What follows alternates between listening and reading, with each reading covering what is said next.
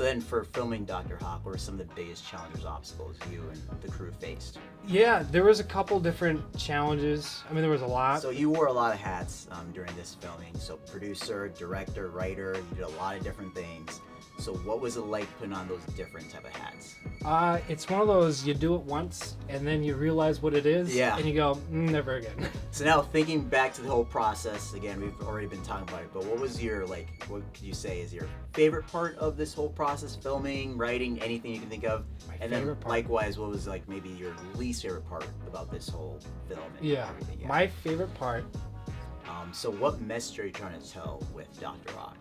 Yeah, so there is a Christian message, and that's one of the biggest things that I'm striving for with Little Louie Studios.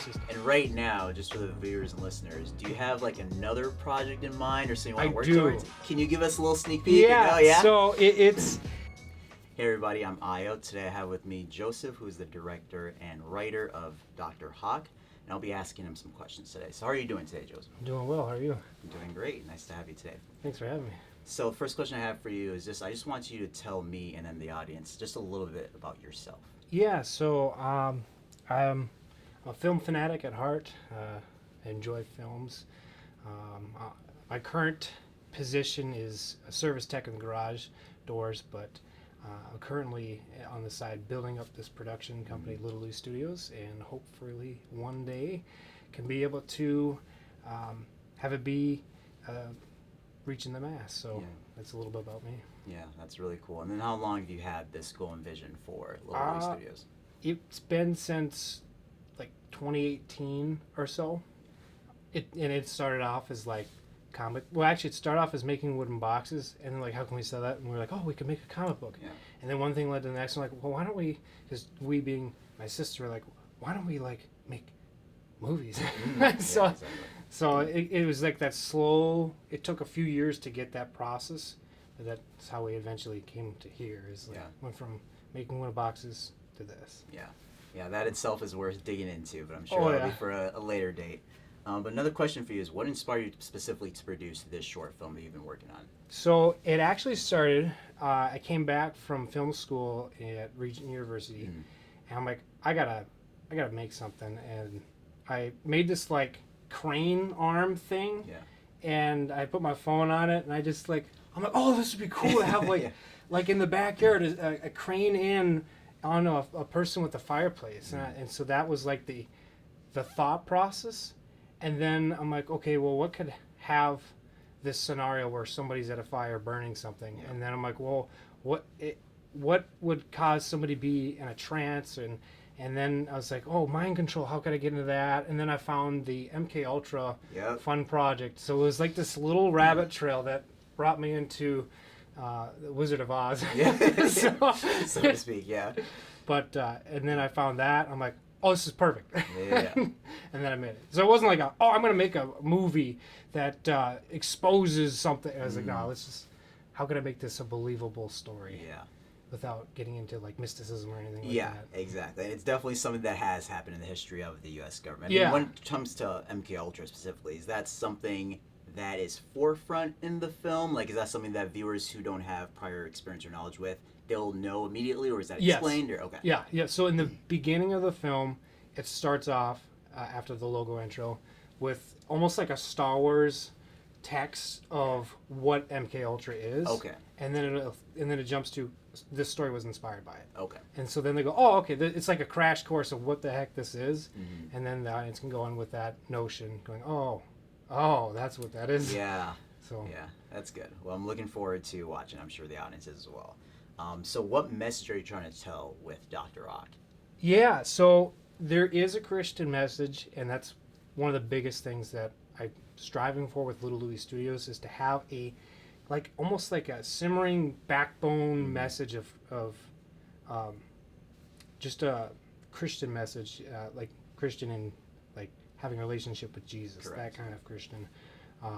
And so I want to, the first focus is making a movie, making a great story, and then in the background is that underlying tone framework that's there, and if you're looking for it, you'll find it.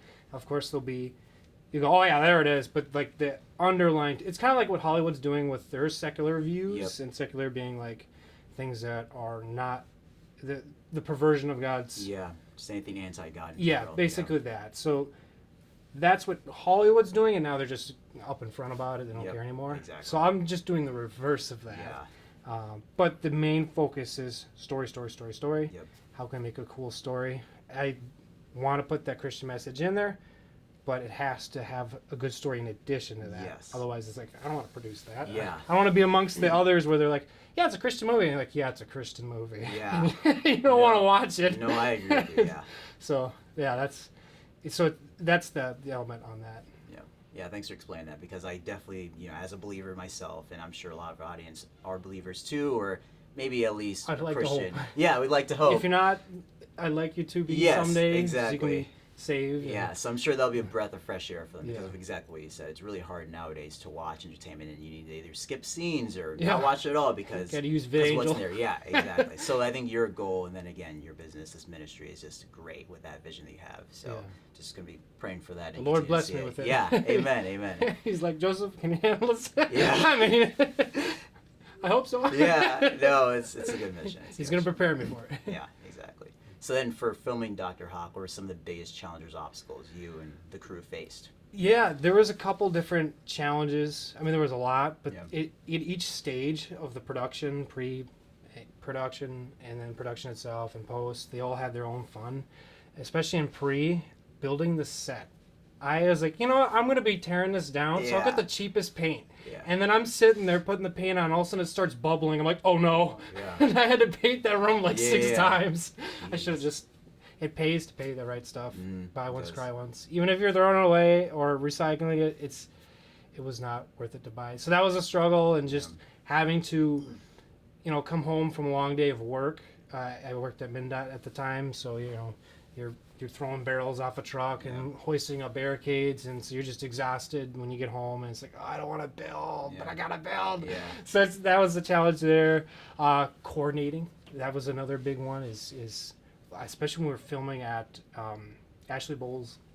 She had a mid-century home that she let us film in. Yeah. Bless her heart, and that was like one of the most anxiety-inducing things ever. Really? Yeah. Why'd you say that? Well, because it's just you got this frame of time to be able to make your movie in that area, and it's expensive to get back if you need to get back. Yeah, And makes so sense. it's like it's a one kind of time of deal Yeah. with a low budget film like this. So I was like, oh no, I got to make sure I have all my ducks in a row. I got to get the make sure the script's done in time. Make sure the actors know what they're wearing, what they're doing, where they're going to be, and it's a lot to. So those are some of the bigger challenges. Is just all that coordination. Yeah, It's that like an makes sense. orchestra. Yeah. Film orchestra. Yeah, and I didn't get an opportunity to actually see the set in person. But I mean, you showed me pictures, and Yeah. it looked phenomenal from what you did, Well, and I appreciate obviously that. your family helping you out with building that. The as Lord well, blessed so, it immensely. Yeah, it was amazing. He blessed me with wonderful people, you have coworkers. Maggie, she was a coworker at MnDOT.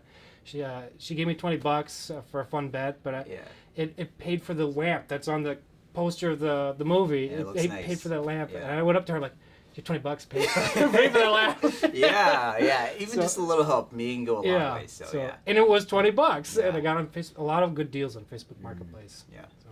That's really cool. So you wore a lot of hats during this filming. So producer, director, writer, you did a lot of different things. So those are some of your major roles you had to take on for the film. So what was it like putting on those different type of hats?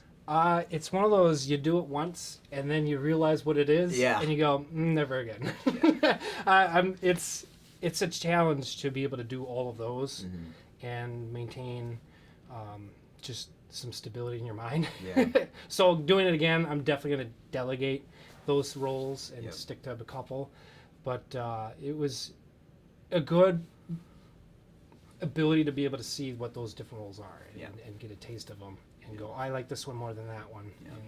And go, okay, I'm definitely delegating that one. Yeah, which makes sense. No, I agree with you. So in terms of that then, which role did you enjoy the most? And I guess a follow-up question up to that would be, which ones you least enjoy or Okay, hate? yep.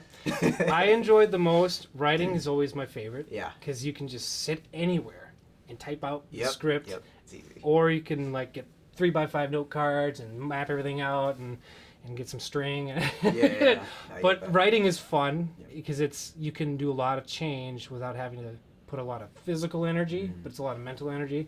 I like the writing. Editing, it's a love-hate relationship because it's like on one hand you can put things together. Oh, my favorite is when you get a piece of music and you put it in there and you're like, it fits so perfectly. Yeah. And those are like wonderful moments. Yeah. But then it goes to like, oh, this just isn't flowing right, and I can't, and all these shots are blurry, and I'm stuck with this one, and it's like, those are the editing times where it's like, why am I doing this? So it's a love-hate relationship. Yeah. But favorite is writing, editing, and then my least favorite, I would say it would be, I want to say directing, but I think I'll love it more the more practice I get with it, because it's just like the asking actors to do something a certain way. It's like, oh, could you please do this? It's like, no, you need to do it this way. It's like balancing that finesse of being able to work with the other person on getting the goal you want without making them feel like trash. Yeah. That's one of my biggest, like, on my mind is how can I guide you to perform the way I'm looking for, or even perform a way that I didn't see before but now looks amazing, and be able to keep my professionalism without releasing some anxiety or like pent up anger. And it's like that's like my biggest, like, I would say fear, but just the thing that's in the back of my head is like, I don't want to be a terrible person while I'm directing these people. Yeah, which is a nice goal to have. So that's why it's kind of like one of my least ones, because it's like it's a big responsibility to be a director and dealing. I shouldn't say dealing, but just working with people there. Yeah. But least favorite would probably be.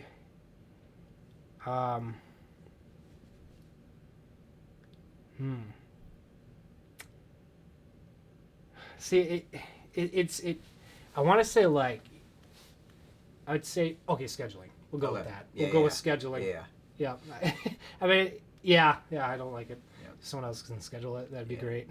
That makes sense. Yeah. A lot of paperwork. Yeah. But I get that. Yeah, I mean, as someone who, I've never, like, produced a film or anything before, but I do podcasts, and I'm sure you know that. So I definitely understand what it means to wear different hats. And it's just me, so I have to do the recording, and then I have to do the writing for, the script, so to speak. Yeah, and then the editing. And so I definitely get that, where if you're doing all those things, you eventually see where your weaknesses, where your strengths are, what you like the most. So it's like I don't feel that. It's like your video game stats. Yeah. Your bars. You have 100 over here, -2 over here. Negative, whoa.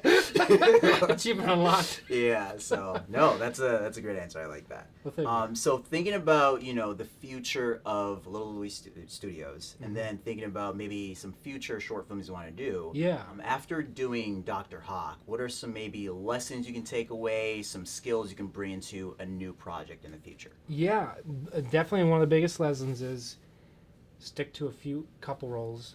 Don't do more than that. Yeah. That's one big lesson. It's like, I could do all these. It's like, no, there's a reason why each person's got their own role. Yeah. More that you can plan out, the quicker it is on the set.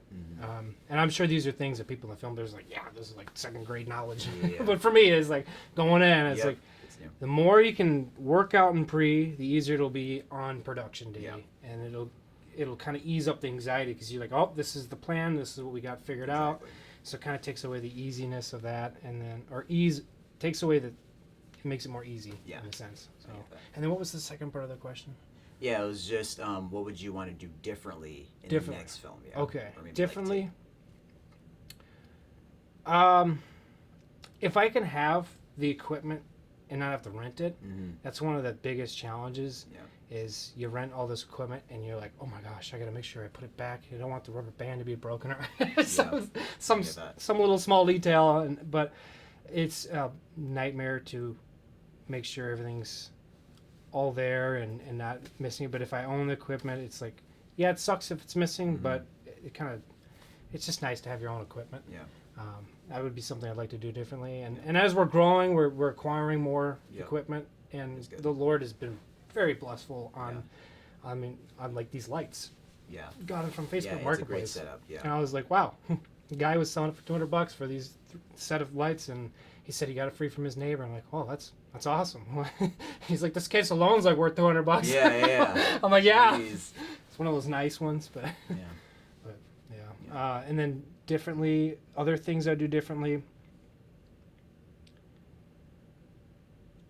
Be able to afford to hire actors, Okay. because that's one of the things you want to work towards, going from friends and family to actually paid actors. Yep. And then they're going to be more motivated to want to be there anyway, because it's like you're doing it out of your kindness of your heart. It's like, but then you're like, But then if you get paid, it's like, well, I'm getting paid to do this. This is my job. Exactly, yeah. So a little more incentive to be able to do it. So Yeah. if I can afford to actually pay some of those things, that'd be cool. I agree.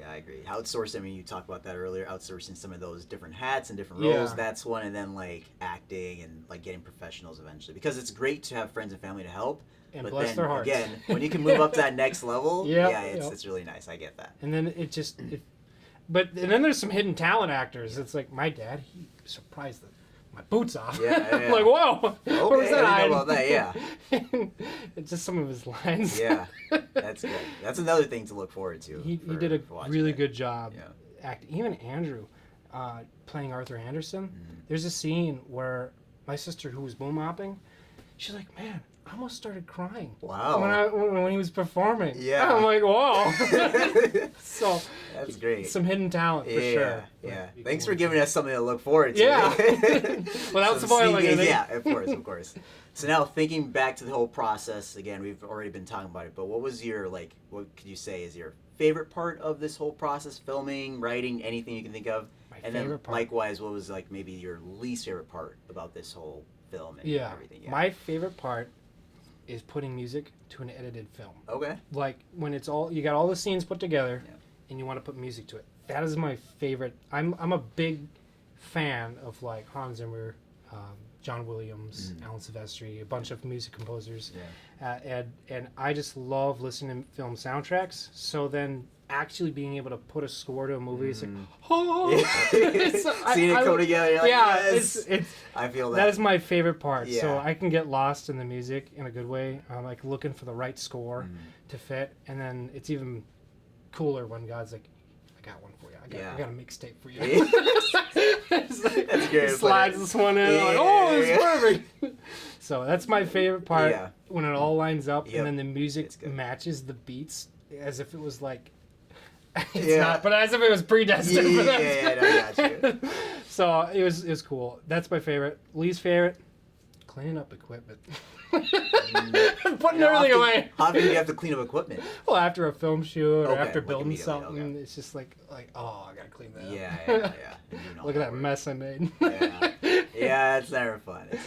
But it's the necessary process to the business. But that would be the least favorite. Clean up. Yeah, that makes sense. Yeah, for me, I've gotten my kind of I want to say my podcast studio. It's just my office, and it's literally just like a mic and a stand, and not that much. I got like a little tripod for my phone camera. Yeah. So in the beginning, when I first started, it was some legwork to set things up and tear it down. But now I can just like leave it there and just kind of it's move. Nice. Yeah.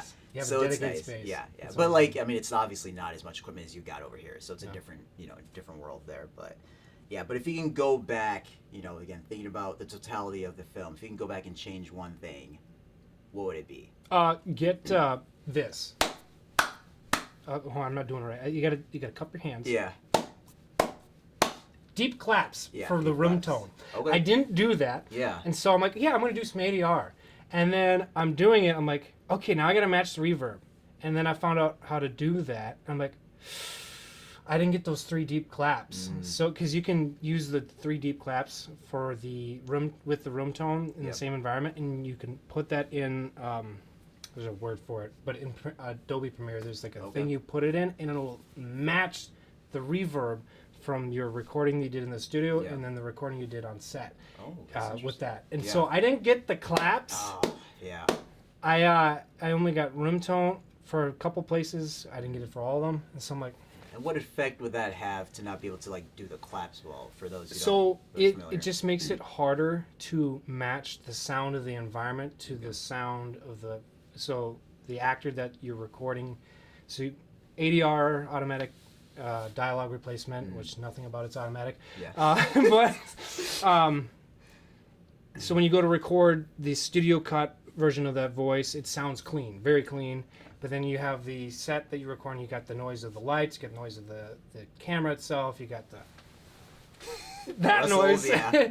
And so You don't have any of that, and being able to match the reverb of that room and the reverb, or taking the reverb of that room and being able to apply it to that studio clean cut makes it as if it was never put in there. It was like as if it was recorded there, and so that's the benefit of being able to do that. And I didn't get that. I'm like, crap. So now I'm having a fun time. Yeah. Aww, so I won't be able to have as clean audio as I would like to be having in this film, but it's for the scale of this project and what we did and the effort we put into it. I think it'll match. And the biggest thing is the story. I'm hoping that is what resonates with people, and hopefully the audio is not obnoxious to distract them from that. But. Yeah. Cool. And right now, just for the viewers and listeners, do you have like another project in mind or something you want to work towards? Can you give us a little sneak peek? Yeah. So it's I want to go from the short film Dr. Hawk is in like the 1950s. I want to go from that time period. I want to jump ahead and go to the future. Okay. So the next short film is supposed to be like this character who basically steals this robot from really far in the future. And the kind of like the log line for that is, what if a robot wakes up and it's got a self-destruct suicide that it's got to stop before it basically ultimately dies. Oh, yeah. So it wakes up and it's got a counter of 10, 9. Yeah. And then I've yet to figure out what. I would like to talk to somebody that's actually in like electrical engineering to go, okay, what can we do to make it believable? But basically he stops it, and then he's being able to go through that before it explodes. So that was kind of like the idea. It's like, but ultimately what's going to be is it's going to have a different reason to why that robot's being about to die from its own self. But there'll be reasons outside of that will be built up and explained.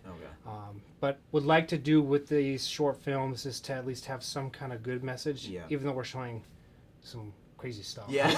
Because it's like, with Dr. Hawk, it's like, what is this have to do with... This isn't PG. Mind control, This ain't PG. It's probably more... the way how we did it is probably PG-13, but it's like, that ain't no Christian message. And it's like, well, life is... definitely messy, and if you read the Bible, which you have, and it's like, wow, they did that. With God's mercy and love. Exactly.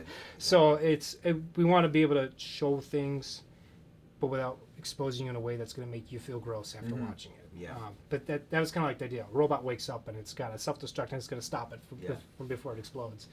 But there's some more reasons to it. That's an intriguing idea. For me, I love sci-fi, I love technology. Obviously, there's many different ways we can even talk about that, like AI. And so there's always people on either side, but that definitely sounds like an interesting plot to me. So I'm gonna be looking forward to what you have going on there. Thank you. And there's a guy, I have to reconnect with him, but I asked him when I worked at MnDOT. I'm like, "Are you an actor?" He's like, "No." I'm like, dude, you got the face. It's like, would you want to be in a short film like 6 months from now? It's been more than that.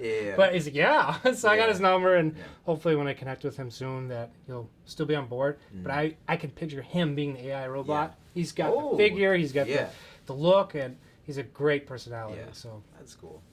So while you worked with your family on this short film, what were some great memories you shared with them? And then maybe after that, you can ask, or you can tell the audience, what were some maybe tenser moments you shared with your family? Some great moments is, I remember, so Andrew was sitting in the chair in front of the typewriter in the little small set, and we had the radio actually on, and there was like some orchestra playing, and it sounded like boom, boom, boom, boom. It sounded like a bird dying with pounding drums. And so he imitated that. It was so funny. And then from then on out, just randomly while we're setting things up, he would go boom, boom. It was so funny. So little moments like that where it's like an inside in moments. So it was fun. I'd say the least favorite moments are just, you're tired. It's late. And you want to go to bed. And so naturally you get the not so best of everybody. From all angles, and it's definitely it patient building opportunities. We'll go with that.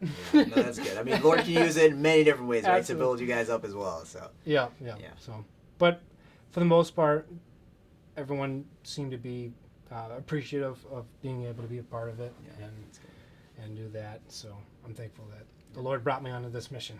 Yeah.